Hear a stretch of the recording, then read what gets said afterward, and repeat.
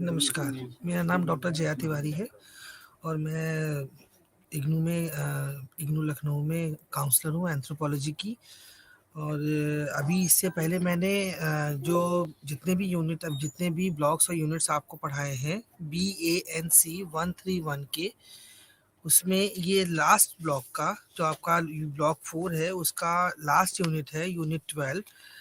Unit 12 शुरू करने से पहले मैं आपको एक बार पूरा ओवरव्यू दे देती हूँ कि ब्लॉक 1, 2 और 3 और 4 के जो रेस्ट पार्ट थे उसमें क्या क्या था।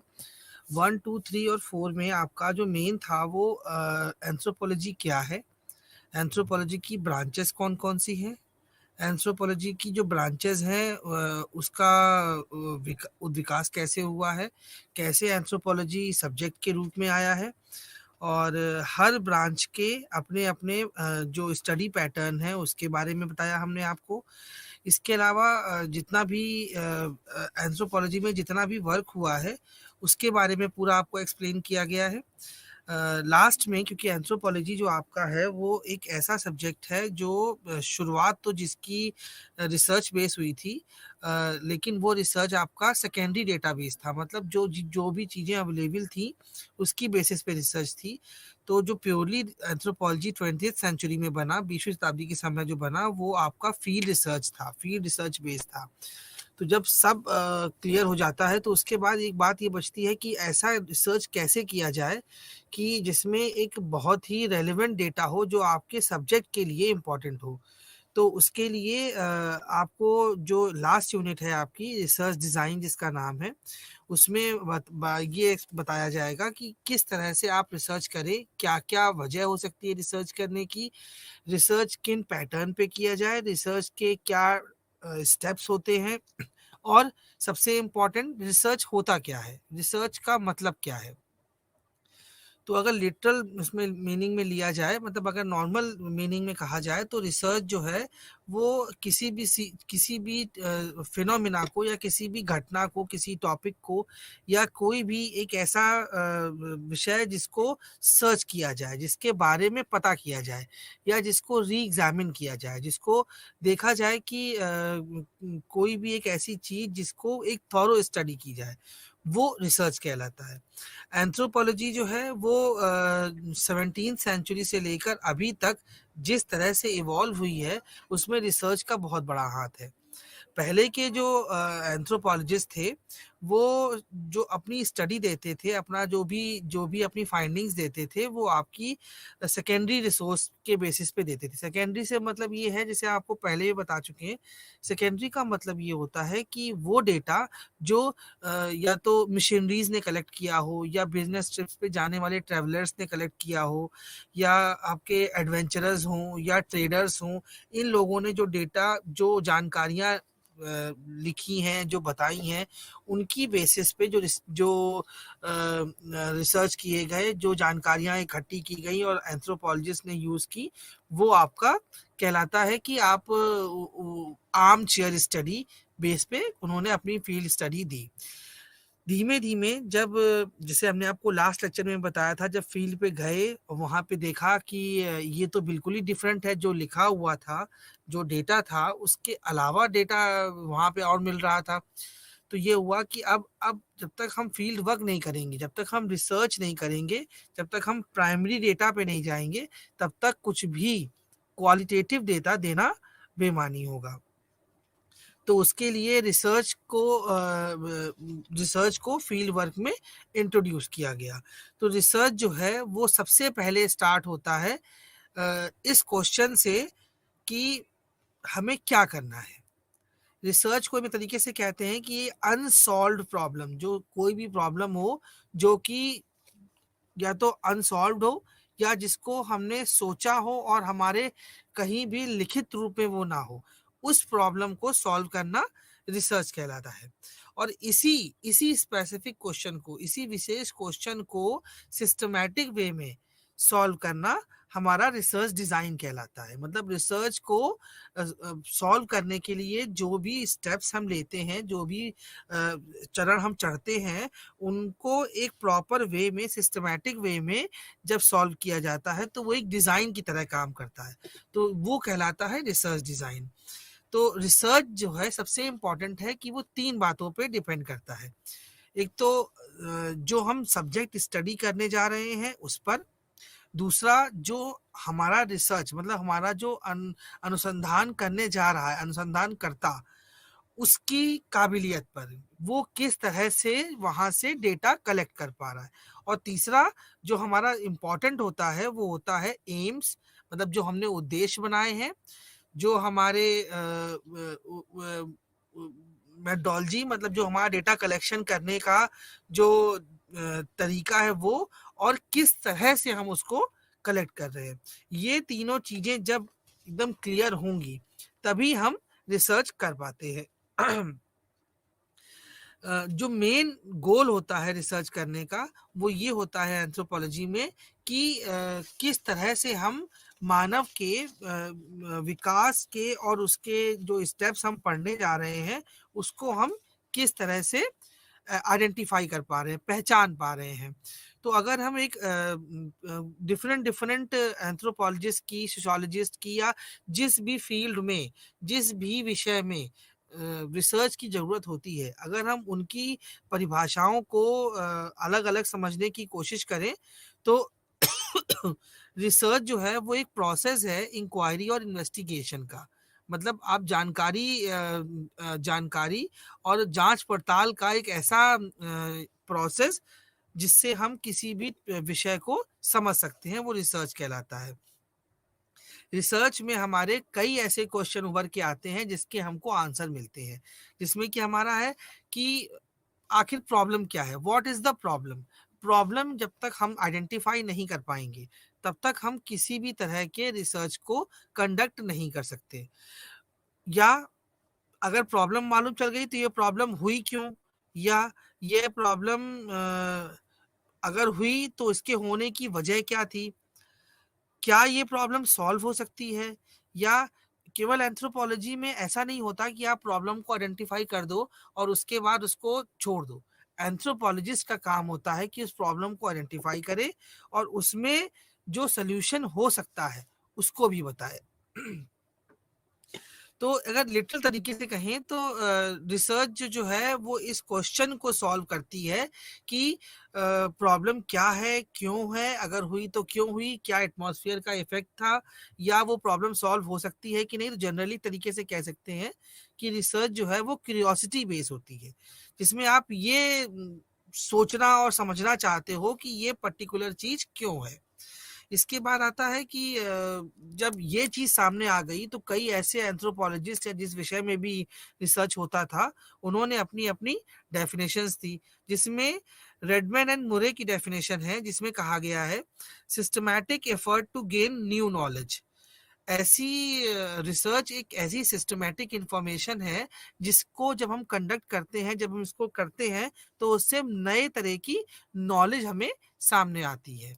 इसी तरह से एक मानव शास्त्री कह लीजिए या कई अलग वो हुए साइंटिस्ट हुए जिन्होंने कहा कि ये एक ऑर्गेनाइज्ड वे में किसी इंक्वायरी को ढूँढने का एक तरीका है जो हमें ऐसी इन्फॉर्मेशंस देता है जिसकी हमको सबसे ज़्यादा उस पर्टिकुलर विषय के लिए ज़रूरत हो। इसके अलावा एक है क्रिसवेल।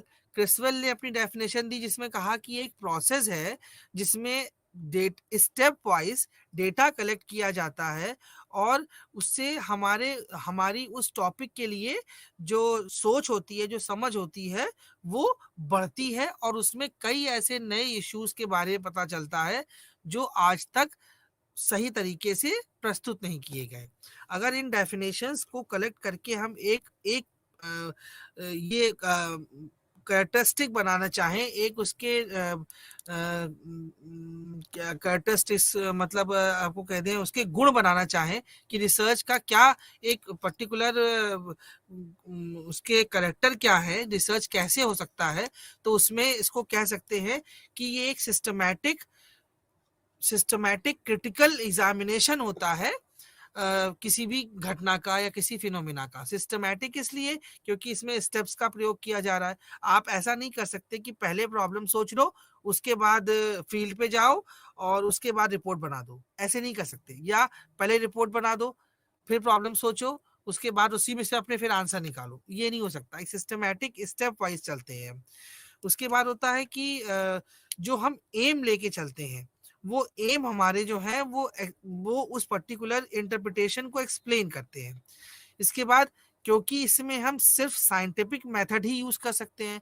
साइंटिफिक मेथड का मतलब ये होता है किसी भी चीज को अगर हम एक्सपेरिमेंट करें या किसी भी चीज को अगर हम इस तरह से स्टडी करें कि उसमें एक सिस्टमैटिक वे हो, तो वो एक तरह की साइंस स्टडी हो जाती है। आप अगर बायोलॉजी या किसी चीज में लेबोरेटरी स्टडी करते हैं या कुछ भी करते हैं, तो उसमें भी आप स्टेप वाइज साइंटिफिक स्टडी करते हैं। ज्यादातर रिसर्च जो है वो एम्पिरिकल ऑब्जर्वेशन बेस होता है। मतलब आप जो है बायस होके रिसर्च नहीं कर सकते। आप ये नहीं सोच सकते कि पर्टिकुलर जो हम काम कर रहे हैं, जो हम रिसर्च कर रहे हैं, उसमें अपने ऑब्जर्वेशन नहीं डाल सकते। आपने जो देखा, जो ऑब्जर्व किया, आपको वही देना पड़ेगा। यही साइंटिफिक स्टडी होती है। और इसके बाद सबसे आखिरी में होता है कि इससे हम एक जनरलाइज्ड प्रिंसिपल को या थ्योरीज को इस्टेब्लिश कर सकते हैं।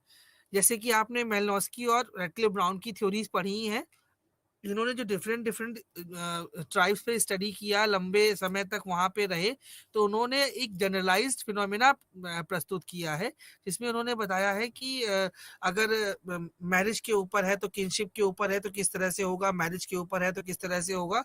उन्होंने एक जनरलाइज्ड थ्योरीज प्रस्तुत की है। और ये रिसर्च से हमको डायरेक्ट सोल्यूशन मिल जाता है उन क्वेश्चंस का, उन प्रॉब्लम्स का जो हम माइंड मेकअप करके चले होते हैं। तो इस तरह से हम कह सकते हैं कि रिसर्च का मेन एम होता है सच्चाई को ढूंढना, फाइंड द ट्रुथ, ट्रुथ को ढूंढना, और जो हमने हाइपोथेसिस या जो भी हमने एम्स बनाए हैं उनको वेरीफाई करना। अगर साइंटिफिक वे में लेके चलें तो रिसर्च जो है वो ह्यूमन की समस्त जानकारियों को एक टाइम फ्रेम में एक्सप्लेन कर सकता है। और अगर इसके लिए हमको क्या मेथड यूज करना है, तो वो पूरा साइंटिफिक मेथड होता है। अब साइंटिफिक मेथड जो होता है, उसके लिए क्या क्या चीजें इंपॉर्टेंट है, जैसा हमने आपको पहले बताया, साइंटिफिक मेथड के लिए एम्पिरिकल स्टडी होनी चाहिए। मतलब डायरेक्ट ऑब्जर्वेशन, जो हम देख रहे हैं डायरेक्ट वही चीज हम नोट डाउन करते जा रहे हैं, डेटा कलेक्शन करते जा रहे हैं। दूसरा होता है ये सिस्टमैटिक होता है। तो साइंटिफिक मेथड जो होता है सिस्टमैटिक से मतलब यहाँ पर ये है, जैसा हमने आपको पहले बताया था कि स्टेप वाइज एक एक स्टेप आगे बढ़ के और उसको सॉल्व करना। तीसरा आपका होता है रेप्लिकेबल, मतलब री एप्लीकेबल, मतलब जो भी चीजें हैं उसको हम, अगर ऐसा नहीं है कि हम कोई भी डेटा लेने के बाद उसको दोबारा उस फील्ड पे एप्लीकेबल नहीं कर पाएंगे।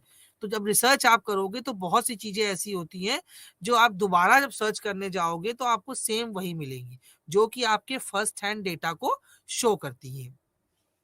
तीसरा, उसके बाद नेक्स्ट आपका होता है कि यह सर्च में जो है ये कई कारणों को, जब हम रिसर्च के लिए जाते हैं तो कई कारण ऐसे निकल के सामने आते हैं जिनको आपके टॉपिक के ना होते हुए भी उसको हम आगे सॉल्व कर लेते हैं।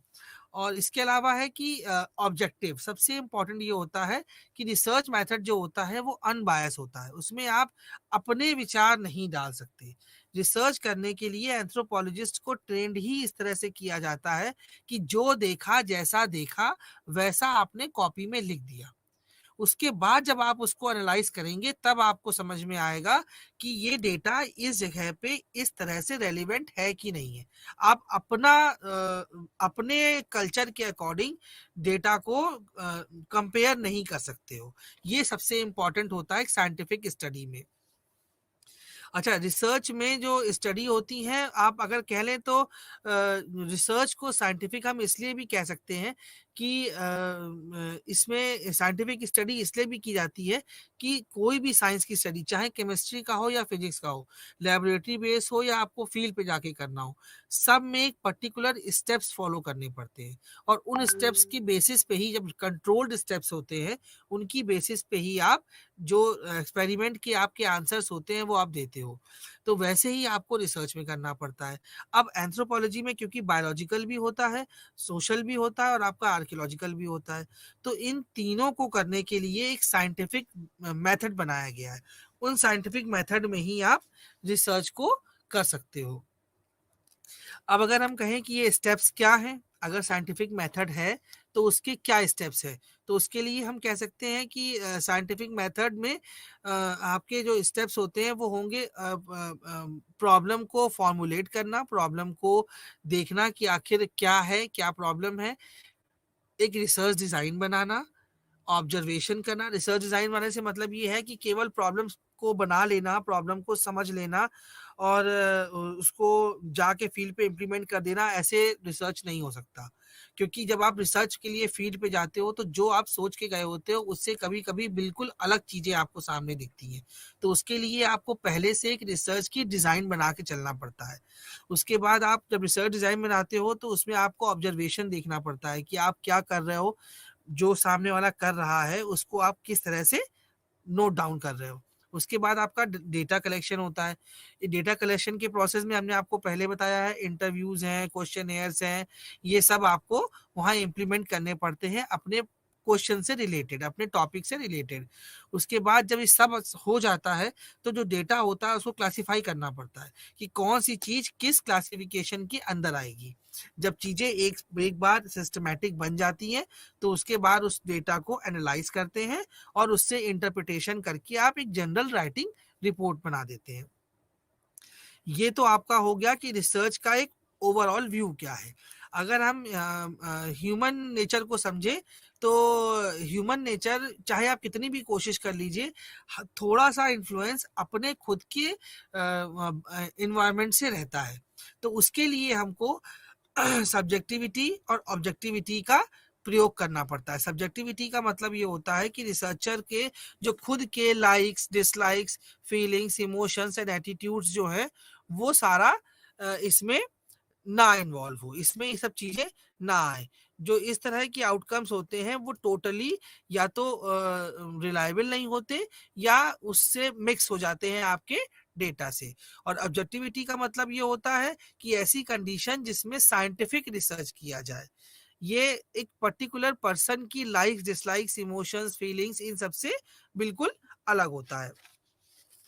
अब आता है जब हम रिसर्च के हमने अपने आप को प्रिपेयर कर लिया, तो अब आता है आपका कि रिसर्च डिज़ाइन के टाइप्स कौन-कौन से हैं। देखिए हमने क्वेश्चन बना लिया, हमने सब कुछ डिसाइड कर लिया, लेकिन जो सेकंड स्टेप हमारा है हमने आपको बताया अभी रिसर्च में, पहला हमने question formulation of the topic कर लिया, उसमें हमने जो भी टॉपिक हमने सोचा था उसके ऊपर स्टडी कर लिया। दूसरा आपका आता है टाइप्स ऑफ रिसर्च डिज़ाइन, मतलब रिसर्च डिज़ाइन बनाना। तो रिसर्च डिज़ाइन भी आपके जो वर्क है उसके अकॉर्डिंग होती है। इसमें आपको रिसर्च डिज़ाइन कई तरीके से बन सकती है, जिसमें हमको एक-एक हम आपको एक्सप्लेन करते चल रहे हैं, जिसमें एक्सप्लोरेटरी होती है एक, एक्सप्लोर करना मतलब ढूँढना, खंगालना। तो एक्सप्लोरेटरी रिसर्च डिज़ाइन जो होती है, उसमें आप जो है, जो पर्टिकुलर फ़ील्ड होती है, जो पर्टिकुलर आइडियाज़ होते हैं, उसको एक्सप्लोर किया जाता है, उसके बारे में और ढूँढा जाता है।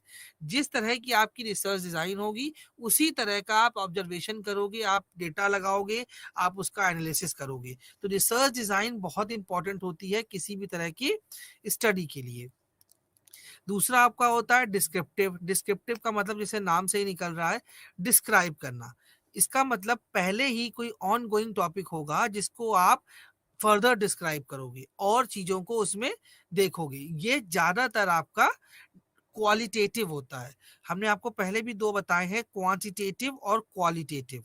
क्वांटिटेटिव में आपको नंबर्स होते हैं कि इतनी क्वांटिटी में हमको ये नंबर्स थे, इस पे हमने इतना काम किया और इसमें हमें इतना आंसर आया। ये आप नंबर्स में आंसर देते हो, परसेंटेज में आंसर देते हो, ग्राफ्स में देते हो। लेकिन जो आपका क्वालिटेटिव होता है, क्वालिटी मतलब जिसमें आपका नंबर्स नहीं होता, आपके डेटा होता है आपका, जिसमें आप एक्सप्लेन करते हो चीज़ों को।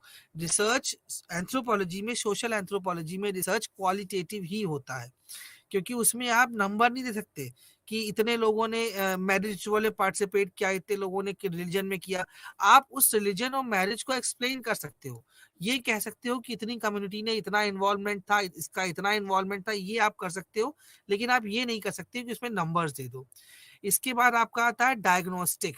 डायग्नोस्टिक आपने वर्ड सुना होगा, ये ज्यादातर डॉक्टर्स यूज करते हैं कि डायग्नोस करना, प्रॉब्लम को डायग्नोस करना, मतलब प्रॉब्लम पहले से वहां एग्जिस्ट कर रही है और उस प्रॉब्लम को हम किस तरह से समझ के और उसको, उसकी समस्या को ढूंढ के बताना। इसके बाद आपका आता है एक्सपेरिमेंटल।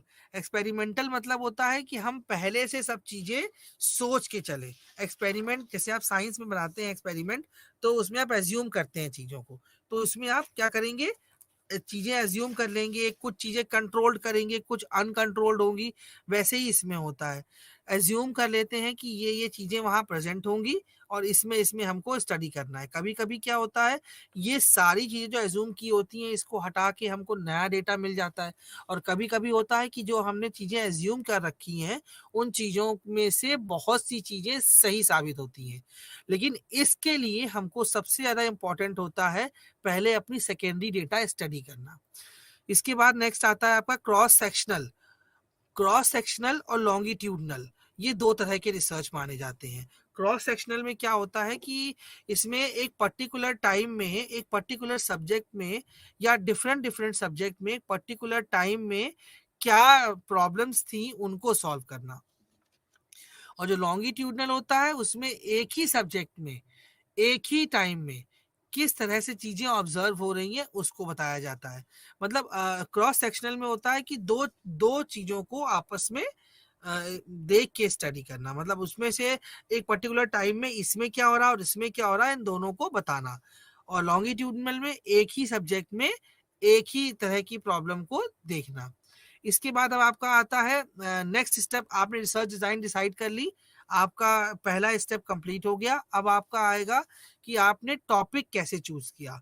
तो टॉपिक चूज करने के लिए आपके कई रीजन हो सकते हैं, जिसमें आप कह सकते हैं कि अपने पर्सनल एक्सपीरियंस से किया, या आप कह सकते हैं कि हमने इस टॉपिक के बारे में बहुत सुना था तो उस पर स्टडी कर लिया, या आप कह सकते हैं कि टॉपिक ये कहीं पढ़ा था इस टॉपिक को और ये हमको अच्छा लगा तो हमने कर लिया। मतलब इस तरह से हम टॉपिक को डिसाइड कर सकते हैं। अब आता है आइडेंटिफिकेशन ऑफ रिसर्च प्रॉब्लम। जैसे हमने टॉपिक तो डिसाइड कर लिया, लेकिन हम उस प्रॉब्लम को किस तरह से एक्सप्लेन करेंगे, हम उसको समझेंगे कैसे। तो उसके लिए हमारे लिए आता है कि जितना भी हमारे पास डेटा उस पर्टिकुलर टॉपिक पे अवेलेबल हो, मतलब आप बुक्स पढ़ेंगे, आप इंटरनेट सर्च करेंगे, आप जो है लिंक्स देखेंगे, आप जर्नल्स देखेंगे, आप आर्मचेयर स्टडीज देखेंगे, मतलब जो पहले की स्टडीज थी उनके बारे में आप स्टडी करेंगे और अपने टॉपिक और उनके बीच में जो गैप्स होंगे उन गैप्स को आपको देखना और समझना पड़ेगा। तो कभी-कभी क्या होता है कि ये चीज़ें जो है वो नए तरह के टॉपिक को इवॉल्व करती हैं, नए तरह के टॉपिक को सामने लाती हैं। जिसमें होता है, मान लीजिए आप ऑन गोइंग प्रोसेस में कुछ देख रहे हैं और बीच में गैप दिखा आपको कि ये एक जो स्टडी है इस टॉपिक के बीच में इसकी स्टडी बहुत कम हुई है। तो आप वो अपना टॉपिक बना सकते हैं, या आप कर सकते हैं कि इन्हीं में से कोई एक एग्जिस्टिंग टॉपिक में से एक कोई निकाल के अपने इंटरेस्ट थे उसको दे सकते हैं। या जो समय चल रहा है कंटेम्परेरी टाइम में अगर आप कोई टॉपिक सोचते हैं तो आप उसको चूज करके और उसका लिटरेचर रिव्यू कर सकते हैं। लिटरेचर रिव्यू मतलब लिटरेचर जो अवेलेबल है उसको एक बार देखना और अपने टॉपिक को डीपली समझना।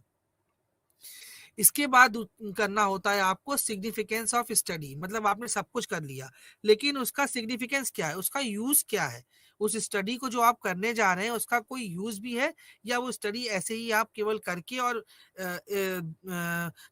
जिसका कोई यूज ही नहीं होगा सोसाइटी में, वो तो इररिलेवेंट हो जाएगी, उस थ्योरी का भी कोई मतलब नहीं बचेगा। ये करने के बाद जब आप सिग्निफिकेंस दे लोगे तो आपके दिमाग में एक माइंड मेकअप हो जाता है कि इस टॉपिक को हमें इस तरह से इतना इतना इस टाइम फ्रेम में कंप्लीट करना है। उसके लिए फिर हम दोबारा अब पर्टिकुलर उस टॉपिक पे लिटरेचर रिव्यू करते हैं, कितनी स्टडीज हुई हैं, कितना उसमें गैप हुआ है। और लिटरेचर रिव्यू करने के हमारे चार पर्पस हो सकते हैं, जिसमें है कि ये बताना कि एक जनरल जो रिसर्च क्वेश्चन हमारे बनेंगे वो कैसे आएंगे। आपने जो पहले लिटरेचर रिव्यू किया था उसमें आपने टॉपिक डिसाइड किया था, अब आप जब अपने टॉपिक पे रिसर्च करोगे, लिटरेचर रिव्यू करोगे, तो उस रिव्यू में आपको आपके पर्टिकुलर रिसर्च के कुछ क्वेश्चन निकल के आएंगे। इसके अलावा एक आपको उस टॉपिक की थॉरो नॉलेज हो जाएगी, मतलब आप उस टॉपिक में और अच्छा समझ जाएंगे कि हमें कहाँ पे क्या करना है।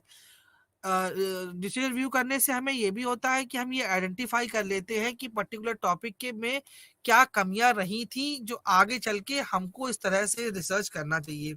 इस तरह से हमारे टेंटेटिव क्वेश्चंस भी बन सकते हैं कि हम उससे अपने क्वेश्चंस बना लें। अब होता है कि कि हम हमारा स्कोप क्या है इस रिसर्च को करने के लिए, हमारा स्कोप क्या है।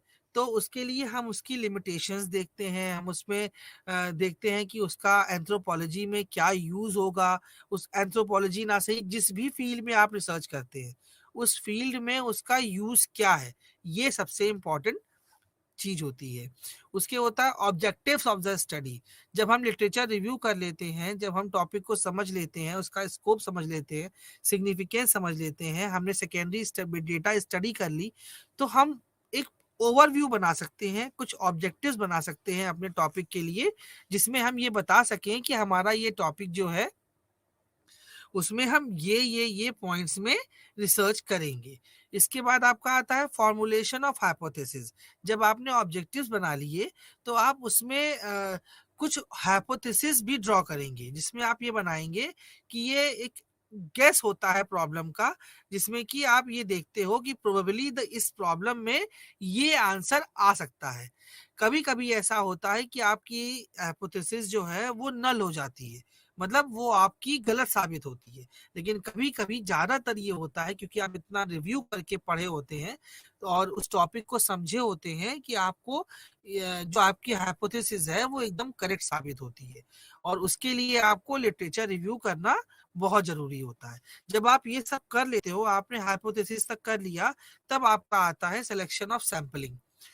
आप जिस फील्ड पे जा रहे हो आपने वहां पे पायलट स्टडी कर ली। हमने आपको पहले लेक्चर में बताया था, जब हमने आपको ब्लॉक 4 का 10 बताया था, तब हमने आपको बताया था कि आपको पायलट स्टडी करना और रैपिड एस्टेब्लिशमेंट करना बहुत जरूरी है।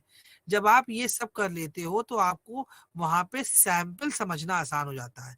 जिस भी फील्ड को आप स्टडी करने जाते हो, आप पूरी पूरी कम्युनिटी को या ट्राइब को तो स्टडी नहीं कर सकते हो ना, तो आपको कुछ उससे ऐसे लोगों से इंटरेक्शन करना पड़ता है जिससे कि जिनके आंसर्स को आप जनरलाइज कर सको। और वो देखने के लिए आप डिफरेंट डिफरेंट तरीके के सैम्पलिंग मेथड लगाते हो। जो एक जनरल सैम्पलिंग मेथड होता है वो होता है रैंडम सैम्पलिंग मेथड, जिसमें कि आप रेंडमली उस कम्युनिटी से लोगों को चूज कर लेते हो या उस ट्राइब से लोगों को चूज कर लेते हो और उनसे अपने जो डेटा होता है, कलेक्शन की टेक्निक्स होती है, उनको इम्प्लीमेंट करते हो।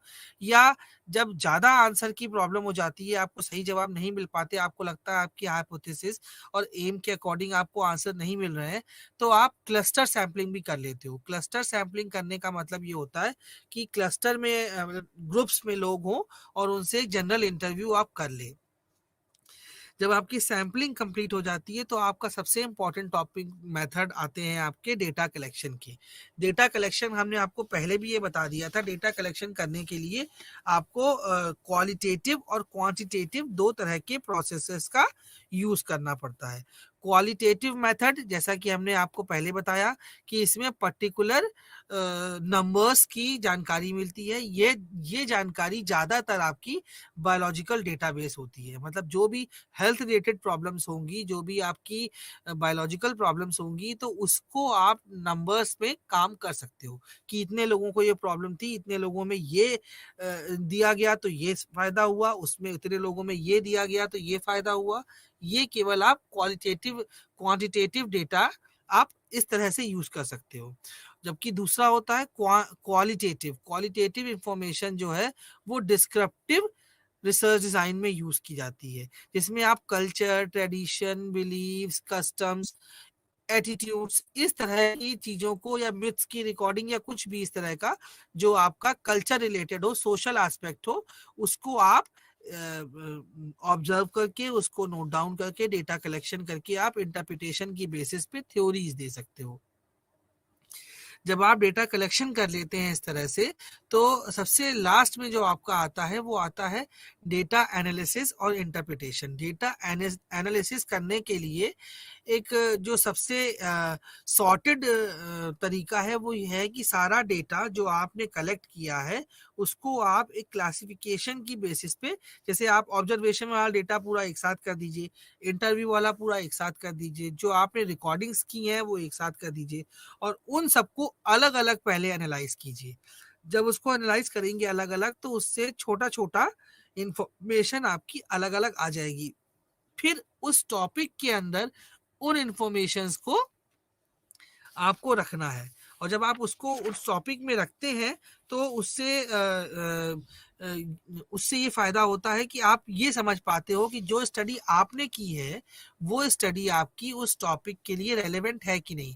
ज़्यादातर ये होता है कि बहुत सी चीज़ें ऐसी हो जाती हैं कि जो आप एनालिसिस कर रहे हो उसमें बहुत सी इररेलेवेंट चीज़ें आ जाती हैं, तो उनको आप इग्नोर कर सकते हो। या पर्टिकुलर टॉपिक हो कोई, जैसे मान लीजिए आपने कल्चर के बारे में स्टडी किया, उसमें कल्चर में आपने रिलीजन, मैरिज, फैमिली को स्टडी करना शुरू किया। अब कुछ चीज़ें ऐसी हैं जो सब में ना दिखा के किसी कुछ ही सैंपल में आपके दिख रही हैं, मैरिज पैटर्न में ही आप ले लीजिए, तो उन चीज़ों को आप इग्नोर नहीं करेंगे, उनको आप एज अ एक्सेप्शन एक्सप्लेन कर देंगे कि ये पर्टिकुलर चीज़ों में तो नहीं मिला है, लेकिन क्योंकि इसका एग्जिस्टेंस हमको यहाँ दिखा है, तो कहीं ना कहीं इसका यूज पहले होता रहा होगा। और इसके बाद आप डेटा को इंटरप्रिटेट करते हो। इंटरप्रिटेशन करने के बाद एक जनरलाइज इंफॉर्मेशन सबके सामने आ जाती है, एक प्रिंसिपल बन जाता है और एक थ्योरी बन जाती है। उसके लिए आपको ये आपका एक रिसर्च डिजाइन पूरी रेडी हो जाती है। इसमें आपको चैप्टराइजेशन कैसे करेंगे, अब आप मान लीजिए आप डिजर्टेशन कर रहे हैं, आप फील्ड वर्क करने के लिए गए और आपका सारा डेटा आपका एक लाइन से है आपके पास, इंट्रोडक्शन से लेके आपका लास्ट रेफरेंस तक, लेकिन दिक्कत ये हो रही है कि इसको चैप्टर कैसे बनाएं। तो चैप्टराइजेशन करने के लिए एक टेंटेटिव राइटिंग रिपोर्ट बनानी पड़ती है। आप पूरा पहले चैप्टर से लेकर इंट्रोडक्शन वाले चैप्टर से लेकर आखिरी चैप्टर तक पहले आप पूरा लिख जाइए। जब आप उसको लिख के इंटरप्रिटेट करेंगे तो आपको एक ओवरव्यू मिल जाएगा कि जो रिसर्च आपने किया है वो करेक्ट है कि नहीं है, और एक टाइम पीरियड में वो पूरा हो रहा है कि नहीं। जिसमें कमियां होंगी तो आपको दोबारा कुछ चीजें इंप्लीमेंट करनी पड़ेंगी। इसीलिए कभी भी रिसर्च को कंडक्ट करने के बाद तुरंत रिपोर्ट नहीं लिखी जाती है, उसका एक ड्राफ्ट बनाया जाता है, रफ ड्राफ्ट।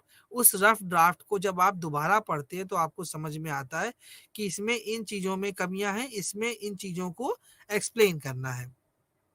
उसके बाद आपका आता है रेफरेंसेस। रेफरेंसेस जो होते हैं उन्हें कोट करना बहुत जरूरी होता है।